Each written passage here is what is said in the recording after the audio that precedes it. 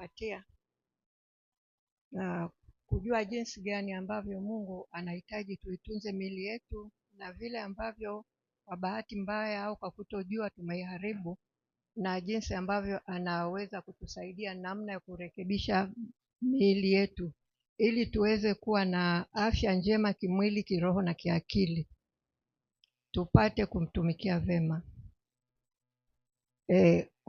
Kutokana na ulaji wetu mbaya kwa kutojua pengine tumekuwa tukiugua magonjwa ya kutisha. Kumbuka kuwa wewe ni daktari wa mwili wako mwenyewe.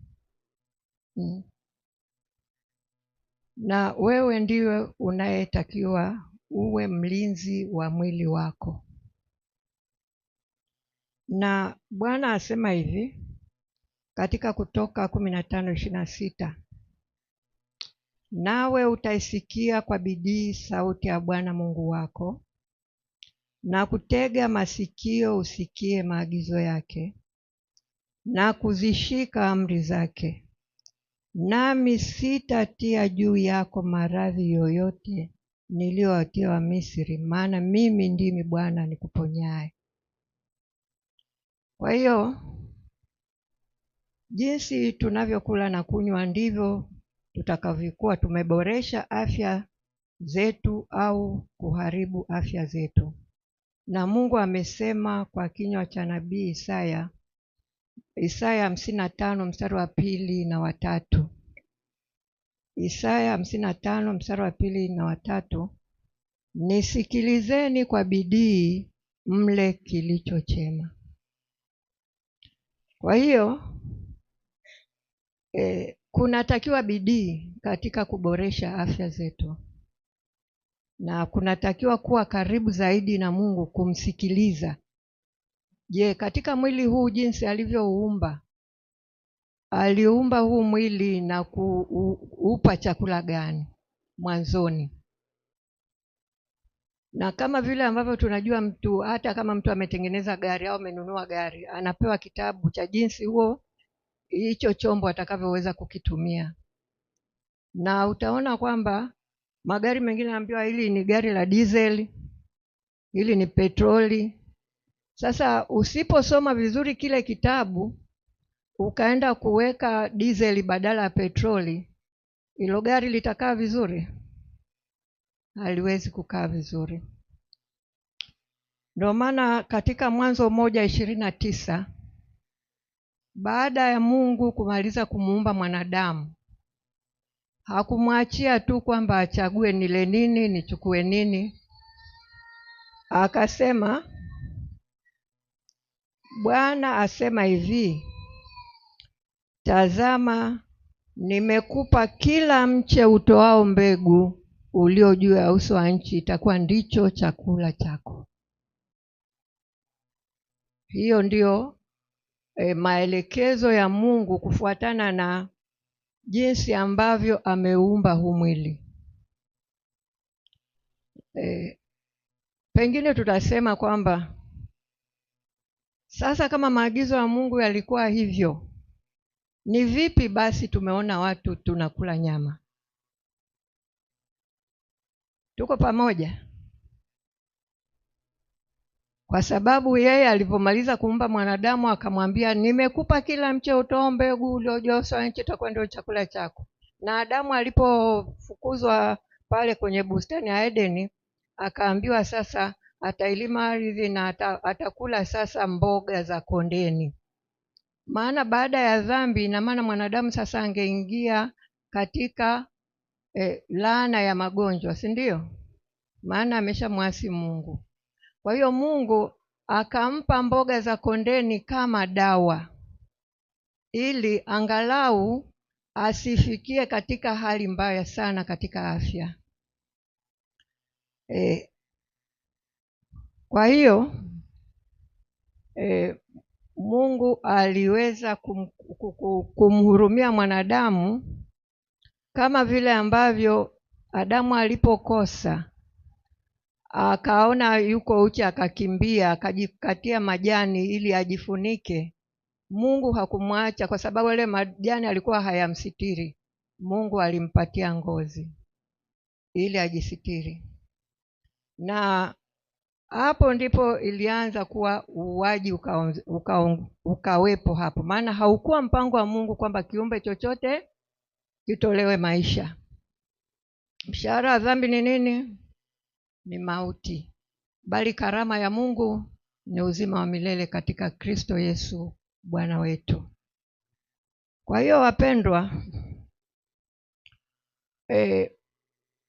Mungu hakumruhusu mwanadamu kula chakula cha aina ya nyama kufuatana na vile alivyoumba huu mwili, lakini alimruhusu baada ya gharika, wakati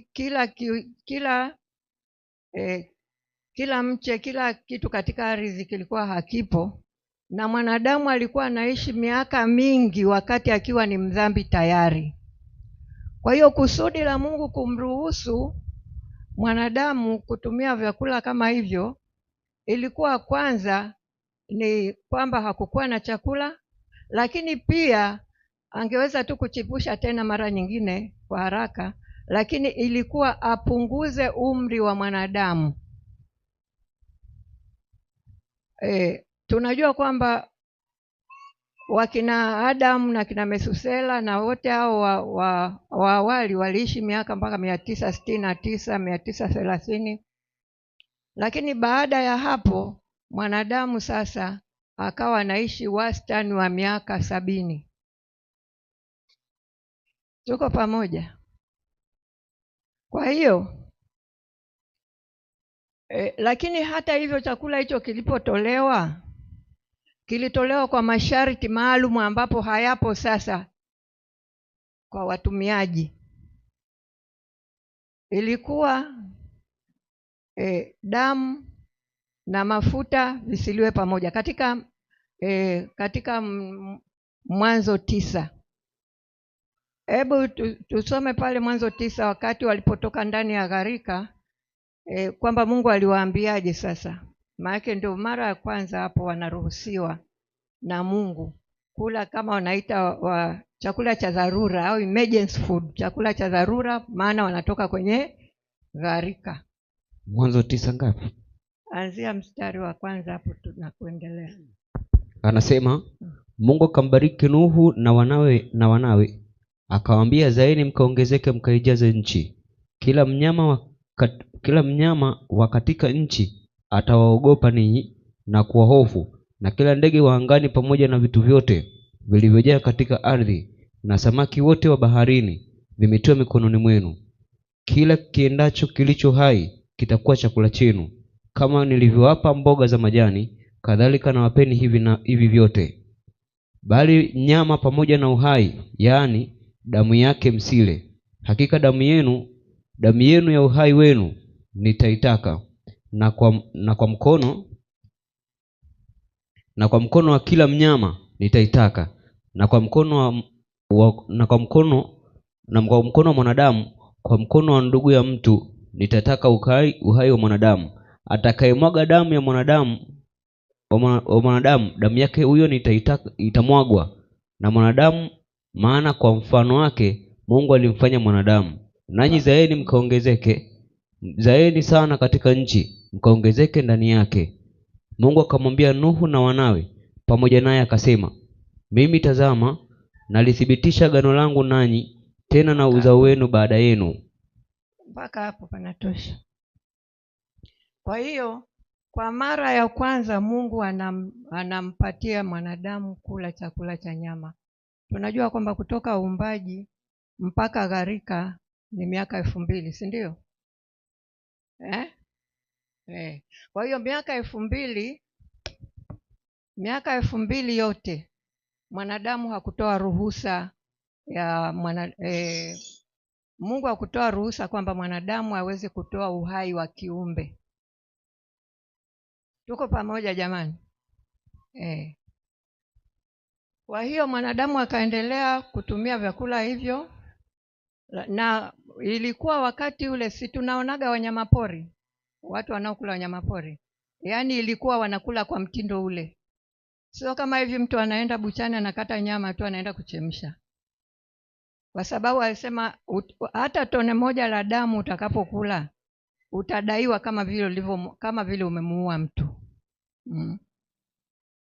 Kwa hiyo Mungu anatuhitaji turejee Edeni taratibu, kwa sababu ametupatia tena tiba asili ambayo inalingana na utaratibu wa vile alivyomuumba mwanadamu. Si tunajua tumeumbwa kwa udongo, na ndani ya udongo ule hii mimea kuna madini mbalimbali, kuna calcium, phosphorus, zinki, magnesium na iodine, madini yote ambayo lazima iwepo ya kutosha ndani ya mili yetu ili mili yetu ifanye kazi kama vile Mungu ambavyo ametegemea. Sasa haya majani, hii miche inayotoka ardhini inafyonza virutubishi vyote vinavyotoka wapi? Ardhini, ambao unarejea katika kuukarabati huu mwili ambao umeshakuwa chakavu kufuatana na mtindo wa maisha. Kwa hiyo kama vile ambavyo tutasema kwamba sasa ilikuwaje sasa? Mungu kama aliwapa kama chakula cha dharura, tunajuaje kwamba sasa alitaka kwamba tusitumie tena? Wakati Mungu alipokuwa anawatoa wana wa Israeli Misri kuwapeleka Kanani, aliwaambia kwamba njiani nitawapatia chakula kizuri ambacho kitawapa afya kimwili, kiroho na kiakili. Maana sasa walikuwa wanaenda Kanani, mahali ambapo wanatakiwa wakamtumikie nani? Mungu. Kwa hiyo walitakiwa sasa, vile walivyokuwa wamevunja kule taratibu za afya na mtindo wote wa maisha pale jangwani, wangeachia kila kitu pale. Wakivuka Kanani wanaenda kama watu wa kipekee wa Mungu. Kwa hiyo akawa amewaambia, hebu tuangalie pale katika Hesabu 11.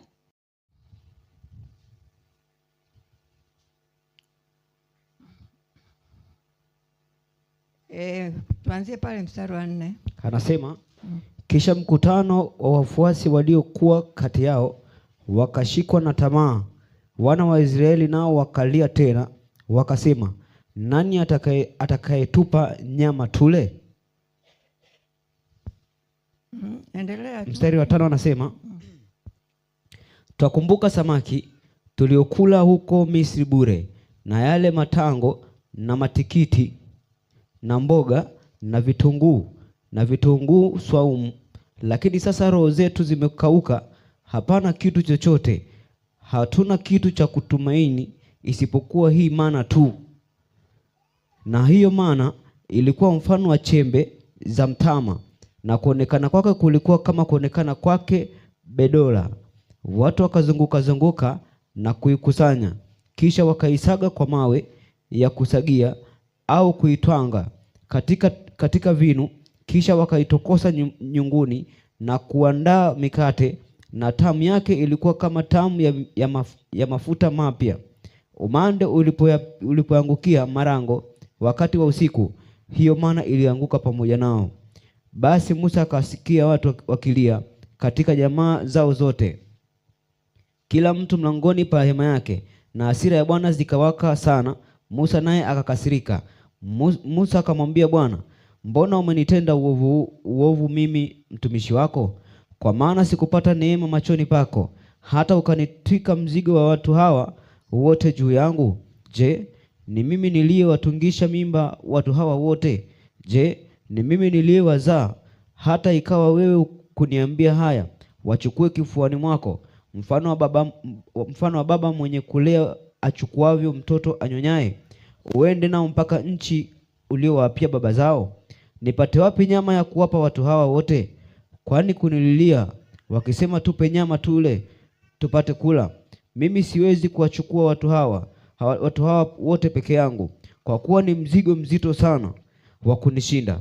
Na kama ukinitenda hivi, na kuomba uniulie mbali, kwamba nimepata fadhili mbele ya macho yako, nami nisiaone haya mashaka yangu. 16 nasema, kisha Bwana akamwambia Musa, nikusanyie watu 70 miongoni mwa wazee wa Israeli, ambao wewe wajua kuwa ndio wazee wa watu hawa, na maakida juu yao, ukawalete hata hema ya kukutania, wasimame huko pamoja nawe. Nami nitashuka niseme nawe huko, nami nitatwaa sehemu ya roho iliyo juu yako na kuiweka juu yao, nao watachukua mzigo wa watu hawa pamoja nawe, ili usichukue wewe peke yako. Kisha uambie watu hawa, jitakaseni nafsi zenu kabla ya kesho, nanyi mtakula nyama, kwa maana mmelia masikioni mwa Bwana mkisema, ni nani atakayetupa nyama tule? Maana huko Misri tulikuwa na uheri. Basi kwa sababu hiyo Bwana atawapa nyama, nanyi mtakula. Hamtakula siku moja, wala siku mbili, wala siku 5, wala siku 10, wala siku 20, lakini mtakula muda wa mwezi mzima, hata hapo nyama hiyo itakapotoka katika mianzi ya pua zenu.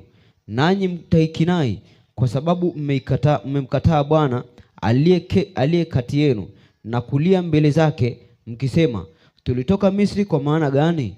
Musa akasema, watu hawa ambao mimi ni kati yao ni watu 600,000 waendao kwa miguu, nawe umesema nitawapa nyama ili wale muda wa mwezi mzima. Je, makundi ya kondoo na ng'ombe yatachinjwa kwa ajili yao ili kuwatosha? Au samaki wote wa baharini watakusanywa pamoja kwa ajili yao ili kuwatosha? Bwana akamwambia Musa, je, mkono wa Bwana umepungua urefu wake? Sasa utaona kwamba neno langu litatimizwa au sivyo. Musa akatoka akawaambia watu maneno ya Bwana, akawakutanisha watu 70 miongoni mwa wazee wa watu, akaweka kuzunguka hema. Ndipo Bwana akashuka ndani ya wingu, akanena naye, akatoa sehemu ya roho iliyokuwa juu ya Musa, akaitia juu ya wale wazee 70. Ikawa roho hiyo ilipowashukia wakatabiri, lakini hawakufanya hivyo tena. Lakini watu 2 walisalia kambini. Jina la mmoja aliitwa Eldadi, na jina la pili aliitwa Medadi. Na roho ile ikawashukia, nao walikuwa miongoni mwao walioandikwa, lakini walikuwa hawakutoka kwenda hemani, nao wakatabiri kambini. Mtu mmoja kijana akapiga mbio akaenda akamwambia Musa, akasema, Eldadi na Medadi wanatoa unabii kambini. Yoshua mwana wa Nuni, mtumishi wa Musa tangu ujana wake, akajibu akasema, Bwana Mungu, Musa wakataze. Musa akamwambia, je, umekuwa na wivu kwa ajili yangu? Ingekuwa heri kama watu wote wa Bwana wangekuwa manabii, na kama Bwana angewatia roho yake. Kisha Musa akaingia kambini, yeye na wale wazee wa Israeli. Kisha upepo ukavuma kutoka kwa Bwana, nao ukaleta kware kutoka pande za bahari, nao ukawaacha wakaanguka karibu na kambi, kama kiasi cha mwendo wa siku moja upande huu, na kama kiasi cha mwendo wa siku moja upande huu kuizunguka. Nao wakafikiria kiasi cha dhiraa 2 juu ya uso wa nchi. Watu wakaondoka mchana huo wote na usiku huo wote na siku ya pili yote, wakakusanya hao kware. Yeye aliyepata ya upungufu kuliko wenzie alipata kiasi cha homeri 10. Nao wakawaanika wote kando kando ya kambi kuizunguka pande zote. Kisha hapo hiyo nyama ilipokuwa ikali kati ya meno yao, hawajaitafuna bado, hasira za Bwana ziliwaka juu ya watu. Bwana akawapiga watu kwa pigo kuu mno. Jina la mahali pale likaitwa Kibroth Hatava, maana ni hapo walipowazika hao watu waliotamani. Kutoka hapo Kibroth Hatava watu hapo. Kwa hiyo ni historia kwa ufupi, jinsi wana wa Israeli ambavyo walitoka huko Misri kupelekwa Kanani. Na hapa tunaona jinsi ambavyo wameng'ang'ania, ingawa Bwana aliwaambia kwamba nitawapa mpaka itoke katika mianzi ya pua zenu, wakasema tupe. Kwa hiyo hawakunyenyekea kwamba basi tutatumia hivyo Bwana anavyotaka. Kwa hiyo Mungu katika serikali ya Mungu hakuna wafungwa wala watumwa. Kwa hiyo Mungu anaweka mbele ya wanadamu jambo jema na jambo baya, kwamba ukifanya hivi utakuwa hivi na ukifanya hivi utakuwa vile. Anamwachia mwanadamu atoe uchaguzi yeye mwenyewe. Kwa hiyo anasema hapa katika kitabu hiki cha CDF au mashauri ya chakula na lishe cha Ellen White, hapa anaposema, kisha hapo hiyo nyama ilipokuwa kati ya meno yao hajatafuna bado, hasira za Bwana ziliwaka juu ya watu. Bwana akawapiga watu kwa pigo kuu mno. Katika mfano huu Bwana aliwapa watu kile ambacho haikuwa kwa faida yao nzuri, kwa sababu walihitaji. Wasingekubali kujisalimisha kupokea kutoka kwa Bwana vitu ambavyo vingethibitisha faida yao. Walijitoa kwa manung'uniko ya uchochezi dhidi ya Musa na dhidi ya Bwana, kwa sababu hawakupokea vitu ambavyo vingethibitisha madhara kwao. Uchu wao uliopotoka uliwatawala, na Mungu akawapa nyama kama walivyotamani, na aliwaacha wateseke kwa matokeo ya kukidhi uchu wao wenye tamaa. Homa kali ilipunguza idadi kubwa ya watu wale ambao walikuwa na hatia kubwa katika manung'uniko yao, waliuawa mara tu walipoonja nyama hiyo. Kwa hiyo Mungu alikuwa ametaka sasa, hili ni taifa langu teule, ni watu wangu wa kipekee, ninawapeleka wakanitumikie, nataka warejee kule Edeni. Lakini hawa wanadamu walikataa, na Mungu hamlazimishi mwanadamu yoyote kutenda jema. Anamwachia uamuzi wake mwenyewe achague. Kwa hiyo Mungu aliahirisha ule mpango. Mungu aliahirisha nini? Ukisoma katika Zaburi 106 mstari wa 15, anasema Mungu aliwapa walichomtaka, akawakondesha roho zao. Hebu soma hapo. Zaburi 106 mstari wa 15. Anasema akawapa walichomtaka, akawakondesha roho zao. Kwa hiyo aliwakondesha roho zao kivipi? Hata alipozaliwa Masihi hawakumtambua kwamba ndiye Masihi, kwa sababu akili zao zilikuwa na mawingu. Manake hapa roho nabii nasema kwamba nyama inaleta mawingu kwenye ubongo. Meat clouds the mind. Kwa hiyo kusudi lake hasa ilikuwa wao wawe walimu kwa dunia. Yaani wakishakubali ule mpango wa Mungu, wakamwelewa Mungu katika ukamilifu, wao watakuwa sasa walimu kwa nini? Kwa dunia. Kwa sababu Mungu aliamua kuahirisha pale, na ndipo hata Yesu alizaliwa katika kipindi ambacho huo mpango umefanywa nini? Umeahirishwa. Na kama tunavyosema kwamba Yesu alikuwa Masihi ambaye amekuja kukomboa ulimwengu, lakini wakasema huyu ni mwana wa nani? Wa seremala. Hawakumjua. Kwa hiyo wakati Yesu alipokuwepo, wakati anaagana na wanafunzi wake, aliwaambia katika Yohana 16 mstari wa 12, kuanzia 12 pale na 13, hebu soma hapo. Anasema hata bado nikali ninayo mengi ya kuambia, lakini hamwezi kuyastahimili hivi sasa. Lakini yeye atakapokuja, huyu Roho wa kweli, atawaongoza watie kwenye ile kweli yote, kwa maana hata nena kwa shauri lake mwenyewe, lakini yote atakayoyasikia atayanena, na mambo yajayo atawapasha habari yake. Akamwambia hata atakapokuja huyo Roho wa kweli. Sasa hivi nikiwaambia hamwezi kustahimili, lakini atakapokuja huyo Roho wa kweli atawafundisha, atawakumbusha. Kama Waadventista wa Sabato tunajua kwamba kati yetu katika ule mwaka wa 1844 katika ile Advent movement, wakati Kristo alipokuwa hakuja kama walivyotarajia, kulikuwa na kukata tamaa, si ndio? Kati yao Mungu alimuinua nabii kati yao, ambao ni nani?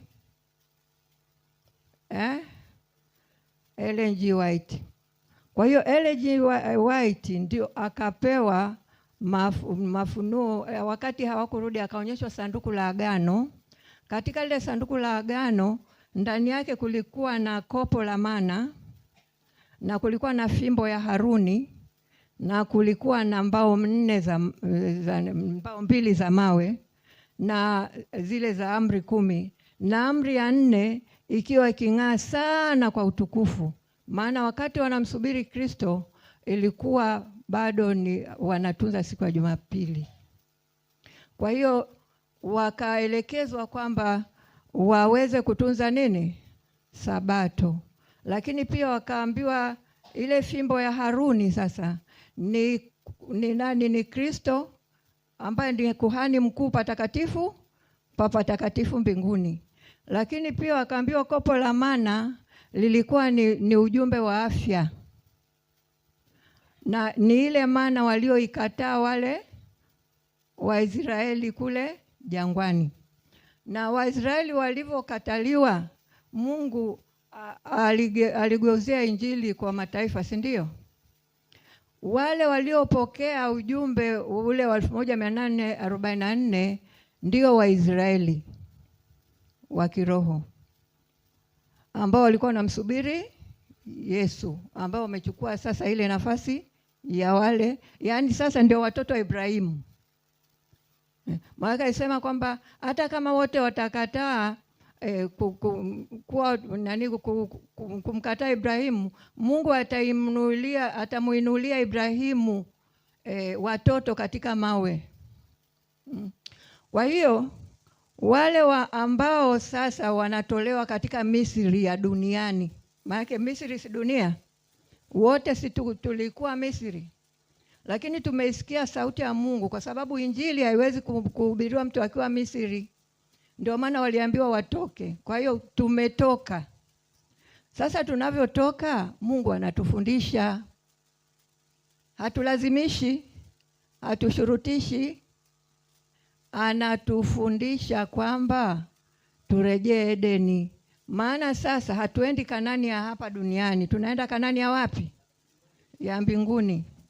Kule hakuna kiumbe kitakachotolewa uhai. Hebu kwa sababu kusudi kubwa la Mungu kunani kwamba viumbe walitolewa uhai kwa ajili ya dhambi ya nani? Ya mwanadamu. Kristo amekuja kulipa deni la dhambi. Tutaendelea kutoa uhai wa viumbe vya Mungu? Sasa hebu soma katika Isaya 66 mstari wa 3 sehemu ya kwanza pale.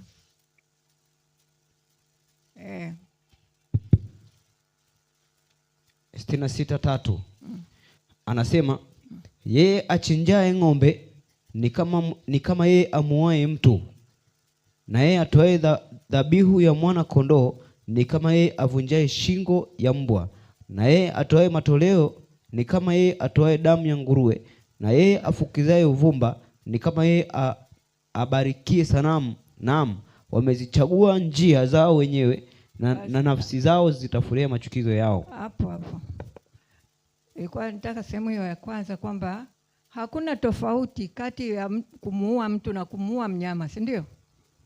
Yeye achinjaye ng'ombe ni sawa na yule amuuaye nini? Amri ya 6 inasemaje? Usiue. Kwa hiyo Mungu ametuchagua tuweze kuwa watu wa kipekee kabisa duniani. Na anasema siri ya Bwana ni kwa wamchao, si ndio? Wakati Ellen White anaonyeshwa katika kitabu hiki cha mtu akifuata kitabu cha ECDF kwa Council of Diet and Foods, ameonyeshwa kwamba kuenea kwa kansa, tumors, TB na magonjwa ya mfumo wa upumuaji yanaenezwa kwa utumiaji wa nini? Vyakula vya nyama. Wakati huo wasomi wa dunia walikuwa hawajajua hicho kitu, lakini sasa hivi ndio wanafanyia utafiti, na wao wamejua jinsi ambavyo mafuta, cholesterol inapojaa ndani ya mwili inasababisha magonjwa yote ya nini, ambayo wanasema yaambukizi. Kwamba lakini Mungu hataki atuache katika shida hizo, kwa sababu ametuita katika wito mtakatifu ili tufananishwe na mwanawe, si ndio? Ndio maana Mungu kwa hekima yake aliweza kufunua ujumbe huu wa afya ambao ni ujumbe wa malaika watatu, si ndio? Si tunajua hivyo? Ita unasema kwamba ujumbe wa malaika wa afya ni ujumbe wa malaika watatu. Kwa hiyo tunapopeleka Injili tunatakiwa tupeleke na ujumbe wa nini? Maana ni mkono wa kuume. Unapoingia ndani ya nyumba unatumia mkono gani? Kwa hiyo tunapoingia kwenye Injili, kwa sababu sasa kama tulivyoambiwa kwamba hata maadili, watu wanahangaika sana na maadili kwa watu, lakini swala tunakula nini? Tunakunywa nini? Tunaishije? Kwa hiyo kuna tiba ambazo zipo tu, ambazo kama tulivyosema kwamba kila mtu ni daktari wa mwili wake mwenyewe. Sio kila ugonjwa ambao utaenda hospitali, sijui utaenda kumtafuta tabibu. Wewe mwenyewe unaweza ukajitibu. Lakini kama vile ambavyo tumesoma pale katika Kutoka 15 11:26 kwamba nawe utaisikia kwa bidii sauti ya Bwana Mungu wako na kutega masikio usikie maagizo yake na kuzishika amri zake, sitatia magonjwa yoyote. Amen. Nina ushuhuda wa jambo hili sana, kwamba watu ambao wamekuja pale katika kliniki yetu niliowashauri, tena wengine Waislamu, useme wa Sabato ni wagumu sana kuwashauri, lakini watu wengine ukiwashauri wanaelewa. Mtu alivyokuwa ana shida kubwa sana ya pressure, mwingine ana shida kubwa sana ya vidonda vya tumbo, lakini hivyo mshauri kwamba nakupatia dawa, usitumie hivi kwa sababu hii, namueleza sababu zake na kwamba Mungu alivyotuumba ni hivi, anakubali na anapona, wanakuja kushukuru. Kwa hiyo tena niseme sio wengi hapa ni wajukuu, si ndio? Wajukuu zangu, mnao nafasi nzuri sana ya kutunza afya zenu ili mmalize kazi. Mungu anatamani sana kuwatumia mmalize kazi. Mufundishe ulimwengu wenye elimu za juu wanazoziita sima degree, sima PhD. Muwafundishe kwamba Biblia inafundisha afya. Na unaweza ukapona mgonjwa mkubwa sana ambao watu wameshautangazia hawaponi, lakini ukimtegemea Mungu, wanasema hakuna ugonjwa usiopona ila kuna wagonjwa wasiotibika. Umenielewa? Kwa hiyo Mungu tumeagizwa, tumepewa dawa na Mungu, tufanye mazoezi, tunywe maji ya kutosha, tuvute hewa vizuri, yaani tupate sehemu yenye hewa nzuri, tuwe navuta, tumtegemee Mungu, ndiye tabibu mkuu. Hakuna tabibu mwingine zaidi ya yeye. Hii miche, matunda, mbegu na nini tu ambazo ndio zinatuponya hii mili. Alisema nchi na itoe mche kwa jinsi zake, ikachipuka. Ina uumbaji wa Mungu. Pengine nisiendelee zaidi sana katika sehemu hiyo, naona muda sijokaisha. Pengine kama kuna swali.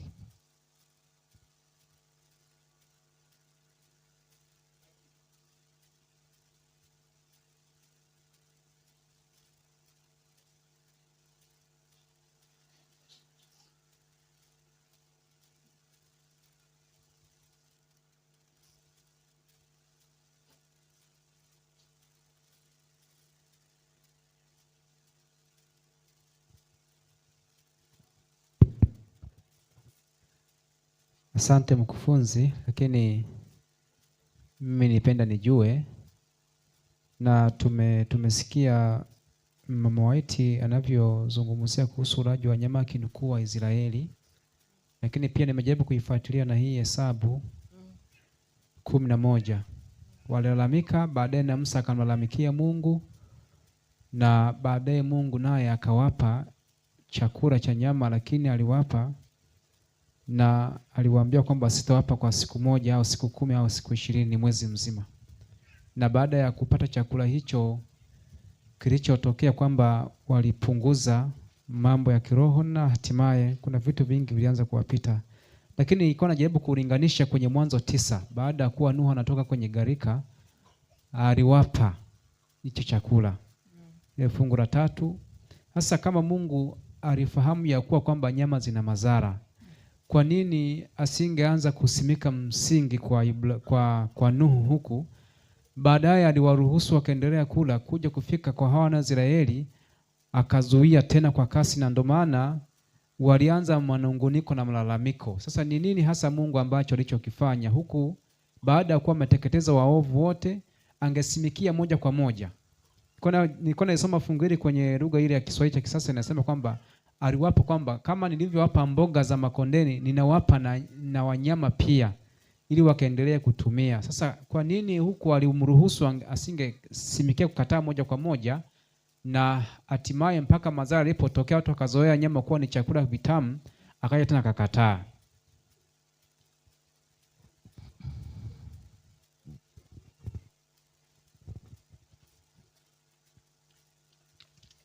Kuna naweza kujibu. Yaani ukisoma katika Nuru kwa Kanisa kuna kitabu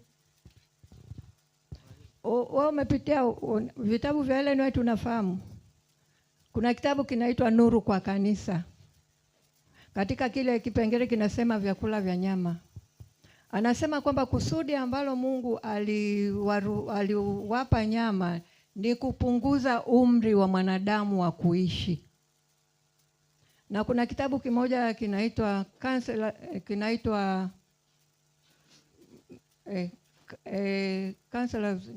on Diet and Foods. La sija na nicho kipengele, lakini makusudi ya kutoa ni kwamba si unaona sasa tumekuwa wadogo, alafu na umri wetu ni mdogo, lakini si unaona kwamba mimi hapa nina miaka 74 lakini ni mzee, lakini kule alikuwa ni mtoto, pengine hata hajaoa. Umenielewa? Sasa fikiria uwe na jambazi ambalo linasumbua mtaa, liishi miaka 900. Inakuwaje hapo? Kwa hiyo Mungu alikuwa tu na maana nzuri ya kwamba mwanadamu basi asiendelee kuteseka kwa muda mrefu. Si ni mdhambi?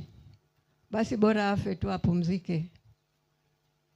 Na kama kuna msumbufu duniani, basi aishi mwisho wa siku, asiishi siku zote mpaka watu wakahama mtaa.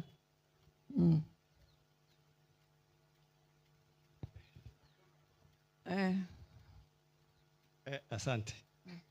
Unapoangalia jambo hilo katika mtazamo sahihi, utajua mapenzi ya Mungu kwa mwanadamu ni sura ya kwanza na ya pili. Baada ya sura ya 3 kwenda hapa, sasa hiyo ni kitu kingine kimeingia, dhambi imeingia. Kwa hiyo maisha yale ya msingi, makusudi ya Mungu yakawa imefanyaje? Yamekomea pale. Kwa hivyo ikabidi mfumo wa maisha ukabadilika. Maana mtu alikula kulingana na maelekezo ya shetani. Sasa tukapata madhara ya kutomtii nani? Mungu. Na kwenye dhambi si kuna mauaji? Ndio sababu naona wanyama, yaani hata Mungu asingeruhusu mwanadamu angeua wanyama au angekula tu, lakini akajaribu kuweka mipaka bila kumsurutisha. Lakini tunapokwenda kumtazama Mungu, ndio tunaona makusudi yake hasa ni nini kwa wana wa Israeli, ili wawe watu bora. Alizuia kabisa, hakutaka waguse nini? Nyama. Sasa hebu tuangalie nabii hapa anasema nini. Anasema kwenye kitabu cha Testimony, volume ya 2 hapa, ukurasa wa 63. anasema hivi, anasema the use of the flesh of animals tends to cause a grossness of body and benumbs the fine sensibilities of the mind. Unaona? Kwa hiyo ulaji wa nyama, madhara yake ya kwanza, yanasababisha mwili kuwa na mwili mkubwa. Halafu inatia ganzi, inasababisha ule utambuzi, sensitivity, yani ule utambuzi wa mwili unafanyaje? Unakuwa chini. Inasababisha watu wanakuwa na mamili manene, mzigo, mwili mzigo. Halafu anakuja anasema hapa anasema the liability to take disease is increased tenfold by meat eating. Kwa kula nyama unaweka uwezekano wa wewe kupata magonjwa mara 10. Na anasema hivi, the intellectual, the moral and the physical powers are depreciated by the habitual use of fresh meats. Kwa hiyo kiakili unafanyaje? Unashuka. Kimaadili unashuka. Nguvu za mwili pia zinafanyaje? Kwa hiyo kwa kula nyama mtu anapoteza maadili, anapoteza uwezo wake wa akili, anapoteza pia uwezo wa kimwili, nguvu za kimwili zinashuka. Anasema meat eating deranges the system. Inaufanya mfumo usiwe katika mpangilio wake. Na anasema be cloudy, inatia giza akili, the intellect, and blunts the moral sensibilities. Na inafanya ile utambuzi wa kimaadili unafanyaje? Yaani ni kama unachochea maovu yasiyokuwa na break. Kwa sababu uwezi kabisa ukatambua jambo baya ni jema na jema ni baya. Kwa hiyo anasema hivi, when we say to you, dear brother and sister, your safety cause is to let meat alone. Usalama ni kuacha nini? La sivyo hutatumika katika mpango wa Mungu, kwa sababu kiakili umefanyaje? Kimaadili umefanyaje? Haiwezekani. Na kimwili umefanyaje? Na Mungu hahitaji watu mambumbumbu.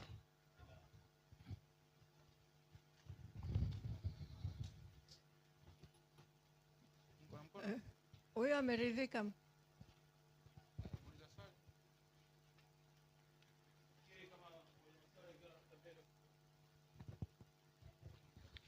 Bwana Yesu asifiwe. Amen. Nionekane. Nashukuru mtumishi kwa maswali, kwa majibu mazuri, kwa sababu tulikuwa tunajadiliana pale nje ile swala, na bahati nzuri mama leo amekuja kutufafanulia vizuri. Sasa nilikuwa nataka kufahamu pia kwamba ulaji wa nyama labda ni kwa sababu ya madhara ya kiafya ambayo tunayapata sisi, na pia mmesema kwamba ilikuwa haikuwepo katika mpango wa Mungu. Tunafanya matengenezo hapa.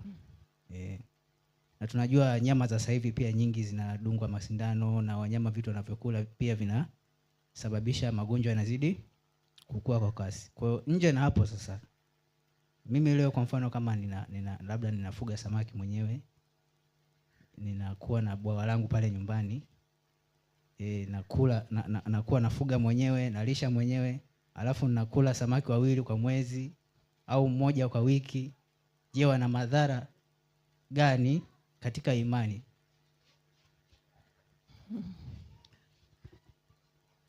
Bwana Yesu asifiwe.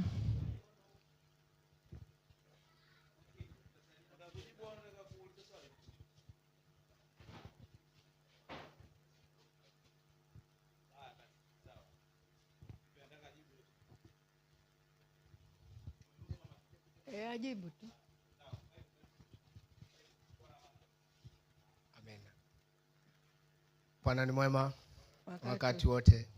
Nafikiri kwenye uumbaji wa muumba wetu Mwenyezi Mungu, hapa tunaambiwa kwamba Mungu aliambia nini? Ardhi ama nchi itoe miti, mimea na majani kwa ajili ya chakula na tiba.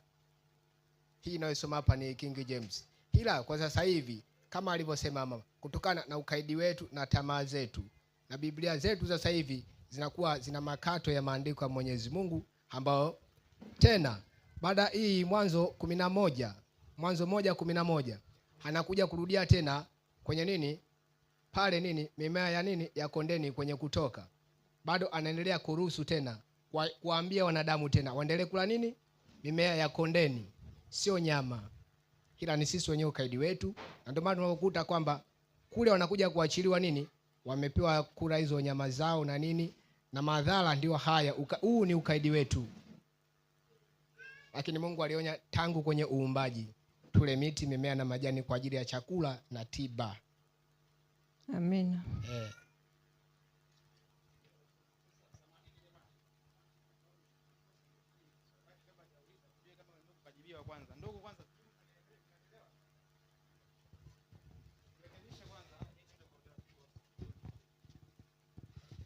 Kwanza mimi nashukuru kwa somo, nashukuru, lakini nilikuwa naomba na katika somo hili litengewe muda.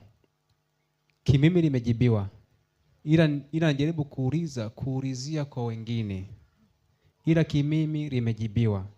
Kila ambacho nilikuwa nakiomba sasa ni hichi. Sasa hivi inafikia hatua wanamhesabia Ellen G. White kuwa alienda kinyume na Biblia. Wananukuu hata na Yesu alikula nyama na alikula samaki. Hasa Ellen White alitoa wapi kuendana na Biblia kwamba kula nyama sasa hivi hairuhusiwi? Nilikuwa naomba kwa awamu nyingine ili tuweze kupata material ya kuweza kuwajibu wanaotuhoji maswali kama haya yaandaliwe. Pengine hapo ni hivi, tunaamini kwamba Ellen White alikuwa nabii. Sasa kama alikuwa nabii, na maana alikuwa anafunuliwa kwa ndoto na maono. Kwa hiyo alitoa wapi? Aliambiwa na nani? Na Mungu. Alafu kusudi kubwa, sababu nyingine ya kutokula nyama ni kwamba hatutaki kuua viumbe vya nani? Manake hapa anasema kwamba wale ambao wanaotamani kwenda mbinguni, mahali ambapo wataishi na Mungu na malaika watakatifu, wataendelea kutoa uhai wa viumbe vya Mungu kwa ajili ya nasa zao. Alafu pia unajua kwamba Yesu yuko patakatifu. Wakati wa Israeli walipokuwa hapa duniani, sikulikuwa na patakatifu. Alafu na patakatifu kwa mfano. Wakati kuhani mkuu anaingia patakatifu, wana Israeli walikuwa wanakuwa katika hali gani? Kwenye swaumu. Wanafunga, hawali vitu vitamu. Wanakula mboga za uchungu. Na wakati kuhani na wakijipeleleza kwamba je, dhambi zangu zimesamehewa, nimekubalika, ule ulikuwa ni mfano tu hapa duniani. Lakini sasa tunaye kuhani yuko patakatifu. Roho nabii nasema kwamba tangia mwaka ule 1844 Waadventista wale ambao wanaenda mbinguni wamefunga. Hawafungi kwa kuacha kila kitu kula, wanajizuia vitu kama hivyo vya anasa. Na wasema kwamba kwa hilo Yesu alitufungia sisi siku 40 mchana na usiku. Lakini sisi tunafunga kwa kutokula vitu vile ambavyo vilikuja baada ya dhambi. Kwa sababu sisi ni watu wa kipekee. Tunakwenda mbinguni. Na kule tunaandaliwa makao ambapo hakuna kiumbe kitakachotolewa uhai. Kwa mfano, wewe umezoea hapa kwamba ukienda kwa baba, ukienda kwa rafiki yako atakuchinjia kuku, si ndio? Si ndio chakula kizuri, au nyama au mbuzi au nini? Sasa unaambiwa unaenda mbinguni kwa Mungu, utaandaliwa, utakula chakula kizuri. Unafika kule huoni nyama. Na umeshazoea. Utafurahi? Kwa sababu tunaambiwa mtakatifu mbinguni ni lazima anzie wapi? Duniani. Kama tena tujue jinsi Mungu alivyo na upendo sana kwetu. Kama vile ambavyo Adamu alikosa, alivunja taratibu za Mungu ambayo adhabu ya kifo ilimpata. Lakini pia akawa yuko uchi, hana nguo. Ingekuwa mimi na wewe pengine tungesema shauri lake, Mwenyezi ameyataka. Lakini Mungu akamtafutia ngozi avae, akamstiri. Sisi tumejiharibu afya zetu. Wengine kwa kujua au kuto kutaka kuelewa zaidi. Lakini tukajiharibu, pengine tumejitia magonjwa mabaya ambayo kidunia hayaponyeki. Lakini Mungu anatubembeleza, mwanangu, mimi nataka urudi uwe na akili timamu na mwili mzuri. Mwili wako ni hekalu la Roho Mtakatifu. Maana ukiliharibu ile hekalu, Mungu naye atakuharibu. Kwa hiyo anatubembeleza, ametoa maelekezo muhimu ya thamani ambayo dunia haijui, kwamba hata kama umefikia hapa ambapo watu wanajua kwamba huyu tena basi, Mungu atakurejesha tena. Kwa sababu kusudi lake si mwanadamu apotee. Mwanadamu afanye nini? Aokolewe. Kwa maana jinsi Mungu aliupenda ulimwengu hata akamtoa mwanao pekee, ili kila muamini asifanye nini? Asipotee, bali awe na uzima wa milele.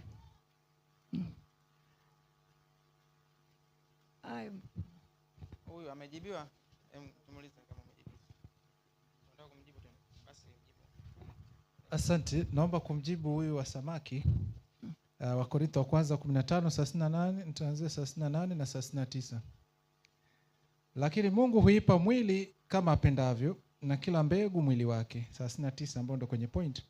Nyama yote si nyama moja, ila nyingine ni ya wanadamu, nyingine ya hayawani, nyingine ya ndege, nyingine ya samaki. Kwa samaki ni nyama. Kama umeamua kuacha kula nyama, usifanyeje? Usile samaki. Asante. Amina. Kuna baba yule pale nyuma. Wangapi wanajibu la kumjibu ndugu? Sasa umejibiwa swali lako. Sawa, ni majibu, lakini mimi nilikuwa nauliza kwa muktadha kwamba sasa ni msingi wa imani. Ni msingi wa imani sasa kutokula nyama kwa sisi wana matengenezo. Pengine niseme hivi, babu, tunasema sisi tunahubiri ujumbe gani? Wa malaika watatu. Ujumbe wa malaika watatu, ujumbe wa afya ni mkono wa kuume wa ujumbe wa malaika watatu. Kwamba unapopeleka ujumbe wa malaika watatu hakuna ujumbe wa afya, ina maana unapeleka ujumbe kilema. Na ni kwa ajili ya upendo mwingi wa Mungu kwa mwanadamu, hata ametufunulia sisi hii siri. Hebu angalia kwa mfano, wao unasema kwa mfano tunaambiwa kwamba usiue. Mungu aliruhusu kuua huko, hata kondoo alikuwa anachinjwa, wewe dhambi zako zinaenda kwake, yeye hajakosea chochote. Lakini Kristo ameshakufa, ameshatoa uhai, ameshalipa deni la dhambi, ametununua kwa gharama kubwa. Ila kama vile nilivyosema, kusudi la Mungu ni tuokolewe. Lakini Mungu, katika serikali ya Mungu hakuna watumwa wala wafungwa. Yaani natakiwa uende mbinguni kwa hiari, unatembea unaenda mbinguni. Na mtu mwingine hata kushurutisha, we twende. Ila inatakiwa tu uelewe, kwa sababu kuna wengine anasema mapotea kwa maana hamjui nini? Maandiko wala uweza wa Mungu. Mungu akitujalia, ukipata nafasi ya kujua, endelea kujua zaidi. Maana ukifikiri kwamba umeshajua, hujajua kama inavyotakiwa ujue. Umeelewa? Kwa sababu ukisema umejua, utakoma kujifunza. Na ukisoma katika Testimony to Ministers anasema kwamba hakuna kundi wala mtu ambaye anaweza kudai ana ukweli wote kwa ajili ya watu. Mungu hajaruhusu hicho. Mungu ameacha mlango wazi ili hata kama viongozi wa makanisa watashindwa kupeleka ujumbe, atainua watu watakaopeleka ujumbe wa siku hizi za mwisho, kwa sababu matengenezo hayasimami, ni reform movement. Hiki ambacho hujakijua sasa, Mungu atainua mtu mwingine, atafanya nini? Atakuonyesha, ili mradi tu tuende mbinguni tukiwa na hapa. Ni kwamba si kwamba tutakuwa tumemaliza kujifunza mpaka Yesu atakuja. Tunasema tutaendelea kusoma wapi? Mbinguni. Vile mbaba pale.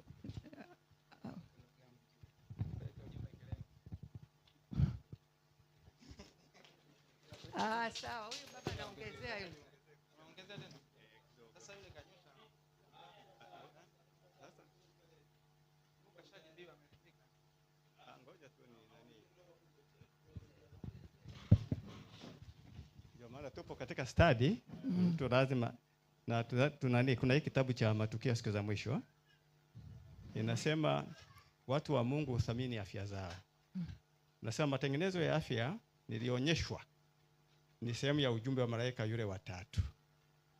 Na labda ngoja nirukia hapa tena nisome sehemu nyingine hii. Anasema Mungu anajaribu kutuongoza hatua kwa hatua kurudi kwenye mpango wake wa awali.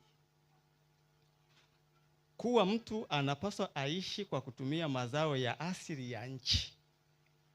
Miongoni mwa wale wanaongojea marejeo ya Bwana, hatimaye wataachana kabisa na matumizi ya nyama.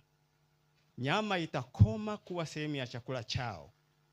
Tunapaswa kudumisha lengo hili dhahiri na kujitahidi kutenda hatua kwa hatua ili kulifikia. Na anasema kwamba matengenezo makubwa zaidi yanapaswa kuonekana miongoni mwa watu wanaokiri kutazamia kurudi kwa Kristo upesi. Matengenezo ya afya hayana budi kuwanufaisha watu wetu kwa kiwango ambacho hakijapata kufanywa. Wako wale ambao wanapaswa kuwa macho kwa hatari ya ulaji wa nyama, lakini ambao wangali wanakula minofu ya wanyama. Na kwa kufanya hivi, uhatarisha afya yao ya kimwili, kiakili na ya kiroho. Wengi ambao sasa wameongoka nusu juu ya swala la ulaji wa nyama, watawaacha watu wa Mungu wasifuatane nao tena.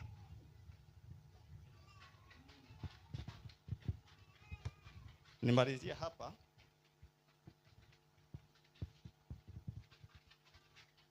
Anasema hivi, God requires of his people continual advancement. Tunahitaji ku advance, kuendelea. Na anasema we need to learn that indulgent appetite is the greatest hindrance to mental improvement and soul sanctification. Well, na anasema with all our profession of health reform, many of us eat improperly. Pamoja na namna zote, lakini namna tunavyofanyaje, namna tunavyoishi, tunaishi tunakula vibaya. Indulgence of appetite is the greatest cause of physical and mental debility. Unaona, ile watu wamejifunguka, hakuna kujizuia. Uchu. Uchu ni mojawapo ya sababu inayoleta udhaifu wa mwili, kiakili, mpaka tumesema kiroho na maadili. Anasema hivi, and lies largely at the foundation of feebleness and premature death. Kwa hiyo ndio inakuwa ni msingi wa watu kufanyaje? Kuwa na hali ya udhaifu na hatimaye kufa kabla ya nini? Kufa kabla ya wakati. Kwa hiyo anasema let the individual who is seeking to possess purity of spirit bear in mind that in Christ there is power to control the appetite. Kwa hiyo walioko chini ya Yesu, hii sio hoja ya msingi. Alishaimaliza pale jangwani, ndugu zangu.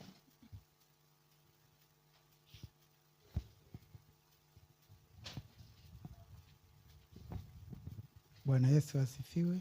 Amina. Mimi nashukuru. Nilikuwa natatizika sana hasa katika hiki kitabu cha Mwanzo kenda ule mstari wa 3. Maana pale anasema kama nilivyowapa mboga za majani na wapa na hivi navyo, wakatajwa hayawani wote wanaotembea juu ya nchi. Nilikuwa nashindwa kutofautisha kwamba chakula halisi kilitolewa Mwanzo 1:29 na baada ya dhambi Mungu akatoa chakula cha dharura baada ya gharika. Ombi langu ni kwamba somo hili sio rahisi kiasi hicho, kwa sababu sisi pia tunapeleka injili kwa watu. Kwa mfano mimi naishi sasa hivi, naishi ni karibu na jamii ya wafugaji. Nataka kumpelekea ujumbe Mmasai kwamba ajiepushe na vyakula vya nyama ambavyo kwake yeye sio nadra kama kwangu, ni kama chakula kikuu.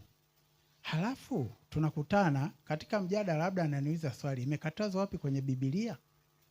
Napoisoma hii Mwanzo 9 mstari wa 3 na kuendelea, hatuoni kama ujumbe huu utatuhusu sisi tulio ndani, wa nje kidogo utakuwa na mkanganyiko. Lakini sambamba na hayo ukisoma Matendo ya Mitume 15, swala hili pia lilileta kama mkanganyiko hivi. Sijui ni kwa ajili ya mafundisho au sijui ni nini. Ukisoma kuanzia mstari wa 15, lakini hasa mstari wa 19 na 20. Alisimama mtume Yakobo katika mjadala huu ambao ulifanyika Yerusalemu, uliowahusisha wazee pamoja na manabii na mitume pia. Hapa anasema, kwa sababu hiyo mimi naamua hivi, tusiwataabishe wale waliomgeukia Mungu katika mataifa, bali tuwaandikie kwamba wajiepushe na unajisi wa sanamu na uasherati na nyama zilizosongolewa na damu. Kwanza neno zilizosongolewa hapa mimi limeniacha, sijui maana yake ni nini. Lakini tukiangalia muktadha wa hili somo kwamba kuna baadhi ya mambo kama vile yalifupishwa au ilionekana yatawachanganya watu wa mataifa. Ndio maana anasema tusiwaatabishe wale waliomgeukia Mungu, bali tuwaambie haya yafuatayo. Yaliyotajwa hapa ni ibada ya sanamu, uasherati na nyama zilizosongolewa pamoja na damu yake. Sasa nafikiri nikiendelea kama vile nakula muda wa watu, lakini maana yangu ilikuwa nataka nielewe zaidi, kwa sababu na sisi tukiwa kule mimi najitegemea. Yaani mtu akija kwangu akiniuliza swali, ana maana kama mimi mwana matengenezo na majibu yote, tena majibu ambayo yanatokana na imeandikwa. Vitabu vya leni tunavyo ndani ya kanisa, kwa wenzetu hawana.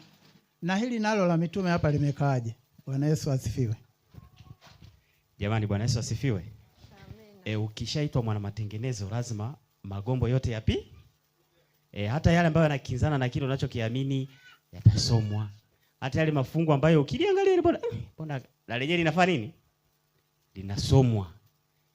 Kwa hiyo kama wana matengenezo lazima tusome kila kinachotakiwa kusoma, na tunakisoma tukiwa sema subjective and objective.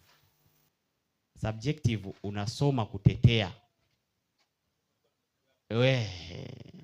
ila objective unasoma ili ujue Mungu anataka nini. Kwa sisi tutasoma kujua Mungu anataka, hatusomi ili kutetea kile tunachokikubali sisi. Hapana, tunasoma kujua Mungu anataka, kile anachokitaka Mungu ndo hicho. Sasa kipindi chetu kimeelekea mwisho, nitampa mama asamalize, lakini nitamani niseme kitu kidogo. Kipindi ni cha nini? Cha afya. Sawa? Mama amefocus zaidi kutufundisha athari za ulaji wa nyama kiafya. Sawa? Athari za ulaji wa nyama kiafya. Sasa kuna upande wa pili wa kithiolojia na wokovu. Tuko pamoja? Unaweza ukafikia conclusion kwamba ni halali kula nyama kwa usomaji wa uelewa wako, sawa? Lakini yale madhara kiafya hautafanya nini? Hutayakwepa. Na hapo ndipo mama anapotupeleka. Madhara kiafya, afya inaathiri vipi katika ulaji wetu. Lakini kwa sababu maswali yamekuwa mengi, nadhani tutaandaa kipindi kingine ili na walimu wetu wengine nao waliweke vizuri ili lieleweke vizuri, si ndio? Yale maswali yote yaliyopo yawe na nini na majibu. Sasa tumruhusu mama dakika 2 zilizobaki asummarize somo lake, alafu tutaendelea. Kipindi bado kipo na kesho kuna vitu vingi ataendelea kutufundisha. Lakini kipindi focus yake ni cha nini? Cha afya. Yaani usijikite zaidi kupata theolojia inataka nini zaidi. Afya yako kwanza, angalia unapona vipi wewe na ugonjwa wako. Alafu kwenye upande wa theolojia tutakuja. Asante. Mpe nani mchungaji hapo alikuwa anataka kuongea. Bwana Yesu asifiwe. Ijapokuwa nilikuwa nimeamua nitulie tu kwanza, nitaongea baadaye, lakini sawa. Sasa kuna jamaa alikuwa ameuliza, yeye amevuga mnyama wake. Anauliza kama kuna shida. Sasa kama wewe Mkristo, hata mimi nakuuliza swali. Tunaambiwa kwamba tunarudi Eden. Mwanzo wa Eden kulikuwa na ulaji wa nyama. Kwa hivyo ukivuga saa hii utakuwa umerudi Eden. Si unaona haitakuwa imekubalika kimaandiko. Tumeitwa wana matengenezo, tutengeleze mahali palipoharibiwa. Jambo lingine ya pili, kuhusiana na swali la mzee. Kwenye Biblia kusema tu ukweli, sehemu Mungu aliruhusu tangu flood, tangu mafuriko, Mungu akaruhusu nyama. Kuanzia hapo paka Yesu nyama ilikuwa imeruhusi. Sasa kuanzia kwa Nuhu hapo uwezo ukakonfuse mtu ya kwamba nyama ni mbaya. Lakini tunaambiwa tuwe wenye hekima ili tuweze kuwasaidia walio wanyonge. Sasa yule ambaye anauliza swali kuhusiana na ulaji wa nyama, inafaa ujue kwanza ni nani. Kama ni mtu wa imani utamueleza kuanzia mwanzo na pia kwa roho nabii. Lakini kama ni mtu wa dunia, tunatumia lugha ama njia ya kuonyesha hatari. Utaenda tu mara moja mwambie nyama ni mbaya. Kama hao Masai. Unamwambia yenyewe kusema tu kweli, huko Masaini kuna marafiki zangu wengi. Wengine hata wameokoka. Lakini namna tunavyokaa nao, au uende mara moja kumwambia wacha nyama ama wacha kuvuga, mtakosana, maana hiyo ni uchumi yake. Na roho nabii jawahi sema watu waache. Hakuna. Roho nabii pia imeshauri na imetoa madhara yake. Inasema it is harmful for your health. Ni mbaya kwa afya yako. Haijasema ni dhambi ama ni mbaya. Kwa hivyo lazima tuelewe hiyo statement na mtu ambaye tunaongea na yeye. Tumsaidie, tujaribu kuvaa viatu vyake. Tumwambie yenyewe hata kama unakula nyama iko na madhara A, B, C. Hivyo. Katika quotation moja ile White anazungumzia, sijui nitaisoma baadaye ama niisome kwa sasa. Ukisoma ministry, sijui ministry at home, kitabu kinaitwa taangalia ni full kinaitwaje. Ukisoma ukurasa wake wa 269 aya yake ya kwanza, yani ubeti wa kwanza, medical ministry, ile White anashauri, anasema lazima tukumbuke kwamba kuna watu wengi wenye akili tofauti ulimwenguni. Hawa ambao tunawafikia, ambao tunafaa tuwaokoe, wako na akili tofauti. Mwingine anaweza kubali ujumbe wote, lakini ukifika kwa nyama na amekubali ujumbe wote, umehubiri wiki mzima, ukifika kwa nyama siku ya mwisho utakuwa umemchafua roho na anaachana na wewe. Utakuona wewe ni muuaji. Sasa nukuu inasema kuna watu wenye akili tofauti ulimwengu, na hatuwezi kutarajia kila mtu aone kama tuonavyo kuhusiana na masuala yote ya lishe. Hata hapa vile tuko hapa, usiniambie ati yote mmereform kuhusiana na kula. Kuna mwingine bado aliacha nyama lakini anakunywa maziwa. Si ni ukweli? Situabizane ukweli. Kuna mwingine aliacha maziwa lakini bado anakula omena. Kuna mwingine aliacha nyama lakini bado anakula nini? Dagaa ama mayai. Sasa wale wote nasema, na hatuwezi kutarajia kila mtu aone kama tunavyoona kuhusiana na masuala yote ya lishe. Akili haziendeshwi katika njia moja ama njia sawa. Sote hatuwezi tukafanana. Mimi kama nimefanya matengenezo, siwezi nikakulazimisha wewe ambaye nakuhubiria ufanye matengenezo kama mimi, maana sina huo uwezo. Lakini nafaa nikuwe na hekima zaidi ya kukusaidia ili uweze kufikia kiwango changu ambacho nimetengeneza matengenezo, lakini sitakulazimisha wewe uishi kama mimi. Maana si mimi nabadilisha, ni nani anabadilisha? Ni Yesu. Si Yesu ndiye anabadilisha. Kwa hivyo lazima nikuwe na njia ya kukushawishi mtu wa dunia aweze kushawishika, ili aweze kuelewa ya kwamba akifai baadaye kwa njia inayofaa. Sasa anasema Ellen White anasema yeye hakuli siagi, lakini kuna washirika wa familia yake ambao hula. Maana ujumbe wa afya umekuja lini? Umekuja na ilikuwa ni 1863. Ellen White wenyewe amepata huo ujumbe tayari akiwa muathiriwa. Alikuwa anakula nyama, anakula hizo vitu zote kama vile sisi ni waathiriwa. Kwa hivyo naye akaanza kufanya reform. Hata wakati wake kuna nukuu aliyosema na akashauri washirika wakati huo. Anasema kwa sasa yule kuku ambaye umemfuga wewe unaweza lakini akamalizia chini akasema siku zijazo havitakuwa salama. Sasa kwenye hii nukuu baada ya ujumbe kuja, Ellen White anasema wakati yeye anafanya matengenezo bado kuna washirika ambao walikuwa wanaendelea kula kipindi chake. Anasema siagi ni nini? Bata kwa kizungu, si ndio? Sasa hiyo krimu ya maziwa ndio inaitwa siagi. Haya. Anasema haikuweka kwenye meza yangu, lakini sisumbui kwa sababu baadhi ya washirika wa familia yangu huchagua kula mara kwa mara. Wengi wa ndugu zetu waangalifu sana wanasiagi kwenye meza zao. Na sihisi kuwa chini ya wajibu wa kuwalazimisha kufanya vinginevyo. Ile watu anasema siruhusu kuwalazimisha wabadilishe msimamo wao. Mambo haya yasiruhusu kamwe kuleta fujo kati ya ndugu. Nasema hiyo mambo ya health haifai kuleta nini? Maana leo kuna mwana matengenezo akikuona unakula nyama na mko hapa, mnakuwa maadui na yeye. Anasema wewe si haufai kuwa kwa wanyama matengenezo, kana kwamba yeye ndiye anafaa kubadilisha. Haifai hivyo. Roho Nabii anasema haifai kuleta nini? Fujo. Alafu anamalizia anasema mambo haya yasiruhusu kama kuleta fujo kati ya ndugu. Wala wanaopenda na kutumikia Mungu wanapaswa kuruhusu kufata masadikiso yao wenyewe. Huenda hatuna haki ya kufanya kama wao, lakini hatupaswi kuruhusu kutofautiana kwa maoni kuleta mgawanyiko. Bwana na atusaidie kuwa thabiti kama mwamba wa kanuni za sheria ilivyosemwa katika Kutoka. Sasa hiyo ndio ushauri wa Ellen White. Maana kuna wengi leo wana matekelezo. Hii swala la health limegawanisha, nasema huyu kwa sababu anakula hiki, wengine paka wakusalimii. Lakini ujumbe wa afya is a very sensitive topic na inahitaji kutatuliwa kwa hekima sana.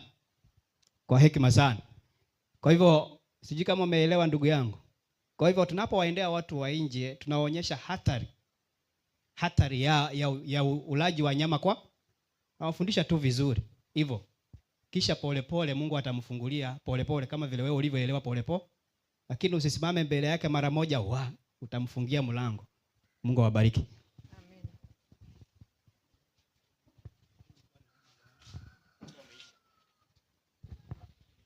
Muda umeisha. Waimbaji, mama, tukupe dakika 3 za kuhitimisha. Kama vile ambavyo nimesema kwamba ninarudia tena kwamba katika serikali ya Mungu hakuna wafungwa wala watumwa. Kila mtu Roho wa Mungu atamtafsiria vizuri katika moyo wake na atamwezesha kuyaishi mapenzi ya Mungu. Kwa sababu Paulo anasema nayaweza yote katika yeye anitiaye nguvu. Amina. Kamati ya uimbaji, karibu.